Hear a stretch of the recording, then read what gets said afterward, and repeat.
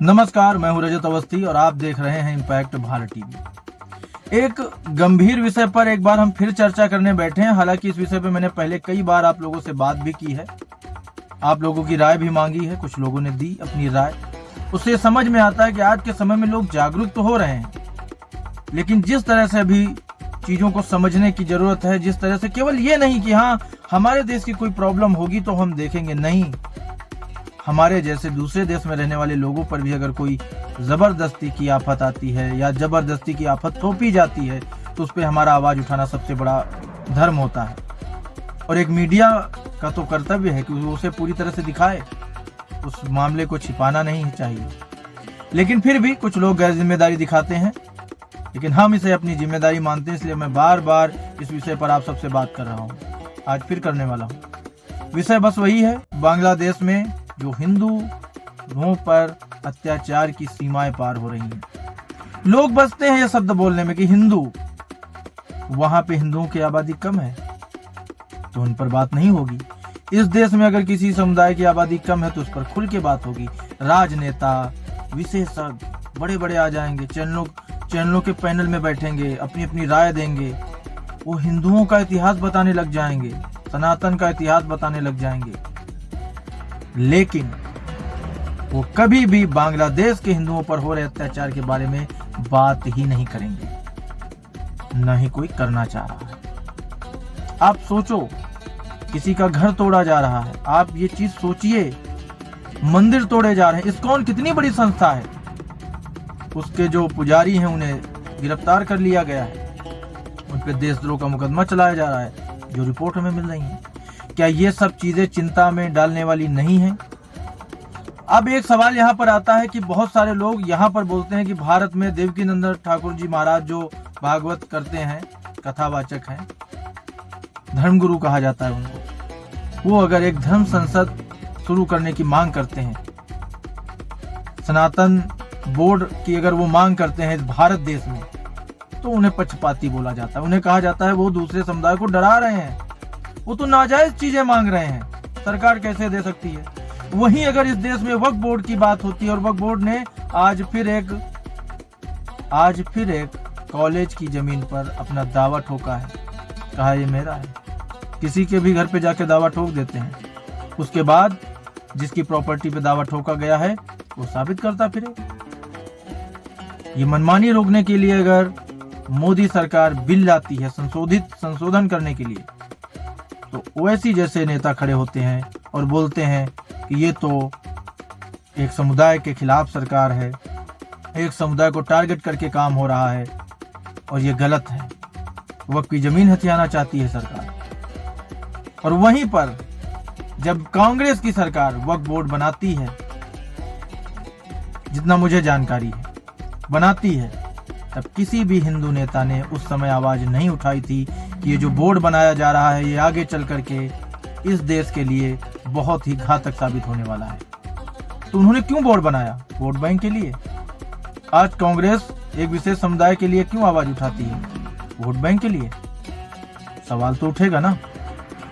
अगर मोदी का राम मंदिर बनाना गलत हो जाता है कब? जब 500 वर्षों के बाद कानूनी प्रक्रिया पूरी करने के बाद रामलला अपने मंदिर में विराजते हैं। दुनिया को मालूम है कि राम अयोध्या में पैदा हुए थे, लेकिन उन्हें अपने जन्म का प्रमाण देना पड़ा, कोर्ट में सैकड़ों वर्षों तक केस चला, लेकिन तब किसी नेता की आवाज नहीं आती है। आवाज कैसी आती है आपको मालूम है? उस पर भी आवाज आती है कि अरे मंदिर तो अधूरा है, पीएम मोदी राजनीतिक फायदे के लिए उसका उद्घाटन करने गए हैं, कोई नहीं जाएगा वहां पर। ये आवाज आती है। भगवान के दर्शन करने में भी उनको कम ज्यादा, पूरा अधूरा याद आ जाता है। वहीं किसी हिंदू के घर में, मैं खुल के आज चलो बोलता हूं, किसी दर्जी का गला काट दिया जाता है।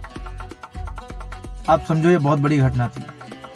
कोई भी नेता वहां पर उसके परिवार से मिलने नहीं जाता है।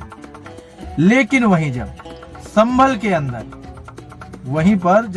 के अंदर सर्वे करनी गई टीम, मस्जिद के अंदर जो सर्वे करने टीम गई थी, कोर्ट के आदेश पर गई थी, उस पर जब हजारों लोग पत्थर चलाते हैं, फायरिंग करते हैं, पुलिस वाले के पैर में गोली लगती है, टीम अपनी जान बचाकर जैसे तैसे वहां से निकलती है और उसके बाद जब वो अपराध करने वालों पे शिकंजा सरकार कसती है, योगी सरकार, तो वही विपक्षी के नेता जो उस दर्जी के घर नहीं गए थे, वही विपक्षी नेता संभल जाने की होड़ में जुट जाते हैं, ये जानते हुए कि वहां पर कर्फ्यू लगा है, वहां पर बाहरी लोगों का प्रवेश रोक दिया गया है ताकि वहां के हालात सुधर जाएं, वहां जाने की होड़ में जुट जाती है। ये दोहरा रवैया ऐसा तो नहीं केवल हम देख रहे होंगे दर्शकों, आप लोग भी देख रहे होंगे ना, आपको भी दिखती होंगी ये नेताओं की ये दोहरी राजनीतियां। अगर संदेश खाली में कुछ होता है तो प्रियंका गांधी वहां नहीं जाती, ना ही राहुल गांधी जाते हैं, क्योंकि वो तो अलायंस पार्टी है। वहीं हाथरस में कुछ हो जाता है तो गाड़ी से उतरकर पैदल चलने का नाटक नौटंकी करते हुए वहां पहुंचते हैं। ये चीजें जो दिखावे की हैं, देखो सारी चीजें जांच का विषय है, जो भी है गुनहगारों को सजा मिल ही रही है देश में, ऐसी कोई बात नहीं है, सब कानून व्यवस्था ठीक चल रही है। लेकिन जो ये नेता उकसाते हैं लोगों को, उकसाना ही है। ये जो विवाद पत्थरबाजी ये अपने आप नहीं होते हैं, इनके पीछे प्रमुख तौर पर कोई न कोई नेता होता है। संभल की घटना में भी कई ऐसे खुलासे हुए जो पुलिस प्रशासन ने किए हैं और पुलिस प्रशासन ने कई ऐसे एफआईआर भी दर्ज किए हैं जिनसे पता चलता है कि ये साजिश थी, पहले से पत्थर जमा किए गए थे छतों पे। पुलिस ने अभियान चलाया कि सभी लोग अपने छत पर ईंट पत्थर जो अगर हैं तो हटा दें। उन्होंने ड्रोन से पूरी छानबीन की, जिनके यहाँ मिले उन पर कार्रवाई की और होनी चाहिए कार्रवाई। लेकिन ये जो घटना घटी संभल में, ये अपने आप नहीं घटी है, उसके पीछे मास्टरमाइंड्स हैं और इस बात से कोई इनकार भी नहीं कर सकता है। ये साक्ष्य है, सबके सामने है। तो कहने का मतलब मेरा ये है कि अगर बांग्लादेशी हिंदुओं पर अत्याचार हो रहा है तो इसका मतलब ये नहीं है कि भारत के हिंदू शांत बैठे, इसका मतलब ये भी नहीं है कि भारत सरकार भी शांत हो जाए। भारत सरकार को भी इसके खिलाफ कठोर कुछ कार्रवाई करनी चाहिए या कठोर स्टैंड लेना चाहिए, वो जरूरी है। और हाँ, मैं आपको फिर बताना चाहूंगा कि सरकार ने एक स्टैंड भी लिया है, लगातार बोला जा रहा है। शुरू में जब ये सत्ता का स्थानांतरण हुआ बांग्लादेश में, तो जो नए वहां के बने राष्ट्रपति, उन्होंने ऐसा लगा कि ये तो यार बहुत हिंदुओं के सहयोगी हैं, ये तो अब सब सही कर देंगे। लेकिन जो आज की स्थितियां वहां हैं वो ठीक नहीं है, वो स्वीकार करने योग्य नहीं है। हिंदुओं पर अत्याचार हो रहा है, वो सबको दिख रहा है और बड़ी निर्ममता से उनकी हत्याएं हो रही हैं। आज के समय में अगर बात करें तो भीड़ तो छोड़ो, जो वहां के बहुसंख्यक हैं एक समुदाय के, उनको तो छोड़ो, वहां की आर्मी पुलिस सरकार हिंदुओं के पीछे पड़ गई है। उनके मंदिर तोड़े जा रहे हैं, बहन बेटियों को उठाया जा रहा है, उनके घर लूटे जा रहे हैं। ये सब हो रहा है क्या बिना सरकार की सहयोग से, बिना सरकार के सहयोग से संभव है इतना सब? लेकिन आज उन पर कोई नहीं बोलेगा। किस पर बोलेंगे ये भी मैं आपको बताता हूँ, बड़ी इंटरेस्टेड चीज है। संसद सत्र चल रहा है ना इस समय अपने यहाँ, वहां पर किस बात का मुद्दा उठा रहे हैं? अडानी का। अडानी के खिलाफ तो एफआईआर हुई है वहां बाहर देश में, यहाँ पे तो कोई बोल ही नहीं रहा। अरे उन पे जो भी होना होगा कानून करेगा ना, तुम कौन से नेता बने घूम रहे हो, तुम्हारा क्या मतलब है? आप, मैं राहुल गांधी की भी बात करूं, आप बांग्लादेश हिंदुओं की बात क्यों नहीं करते? आप क्यों नहीं करते बांग्लादेशी हिंदुओं की बात? आप संभल तो जाना चाहते हो।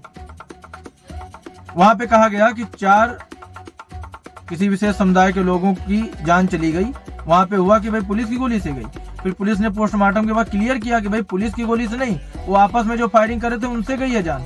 लेकिन उनसे मिलने जा रहे हैं राहुल गांधी, ऐसा सुनने में आया। उन्हीं के नेता ने बोला है टीवी पर मीडिया से कि भाई वो जाएंगे राहुल गांधी, उनके साथ प्रियंका गांधी भी जाएंगी। आप बांग्लादेश पे क्यों बात नहीं करते? संदेश खाली में पूरे गाँव की महिलाओं के साथ इतना अत्याचार हुआ, आप उस पर बात क्यों नहीं करते? नहीं करेंगे। आप वहां नहीं गए बांग्लादेश जहां पर एक ट्रेनी डॉक्टर की निर्मम हत्या हुई, क्यों नहीं गए वहां? क्या वो इंसान नहीं थी? तो एक खास समुदाय का वोट बैंक लेने के लिए राजनीति कब तक आप करोगे और कब तक समुदायों को लड़ाओगे आपस में? सबसे बड़ा क्वेश्चन तो ये है कि जो भी गतिविधियां होती है हमेशा से इन नेताओं के चक्कर में भी हुई हैं। इस देश का बंटवारा भी सियासत में ही हुआ था, धर्म के आधार पर, और उसका सबसे बड़ा केंद्र सियासत था, राजनीति थी, सत्ता थी। कोई यहाँ का बन जाए प्रधानमंत्री, कोई वहां का प्रधानमंत्री बनना चाहता था, बांट लिया देश को। आज वो देश अपने उस पड़ोसी देश से निपटने के लिए रोज सुरक्षा व्यवस्थाओं में लगा है, वही पैसा और अपने देश की व्यवस्था में काम आता। तो यहाँ तो बस राज करने की जो नियत है वो ही सबसे खतरनाक है, बहुत खतरनाक है ये स्थिति। लेकिन समझ में नहीं आ रहा किसी को। अब नहीं आ रहा है तो नहीं आ रहा है, लेकिन जनता को तो आ रहा है ना। अब आपको इसमें और एक चीज हम बताएंगे। प्रधानमंत्री मोदी ने भी कई बार ये चीजें बोली हैं कि ये जो स्थितियां चल रही हैं ये बहुत खतरनाक है, ये बांटने की राजनीति बहुत ज्यादा खतरनाक है। आरोप उन पे जरूर लगता है, सीएम योगी पे लगाया जाता है, पीएम मोदी पे, कि भाई कटेंगे बटेंगे बोलते हैं, बटेंगे तो कटेंगे, एक है तो सेफ है। लेकिन उन्होंने कब ऐसा बोला कि हम केवल ये नारा हिंदुओं को दे रहे हैं? उन्होंने तो नहीं बोला। उन्होंने क्या कहा? ये सबके लिए है, हमारे देश में रहने वाले प्रत्येक व्यक्ति के लिए, कि आपस में मिलके रहो, बटो मत, ये तो सबके लिए है, उन्होंने कहा। लेकिन अगर कोई विशेष समुदायों को चुन करके कोई बात कहता है उस पर कोई कुछ नहीं बोलता। एक राज्य में आपस में सब अलायंस में है, दूसरे राज्य में दुश्मन है, एक दूसरे की बुराई कर रहे हैं। कैसा ड्रामा मचा पड़ा है राजनीति में। इसीलिए पब्लिक बार बार इस देश की एक स्टेबल व्यक्ति को चुन रही है, क्योंकि उसके नेतृत्व में देश आगे बढ़ा है।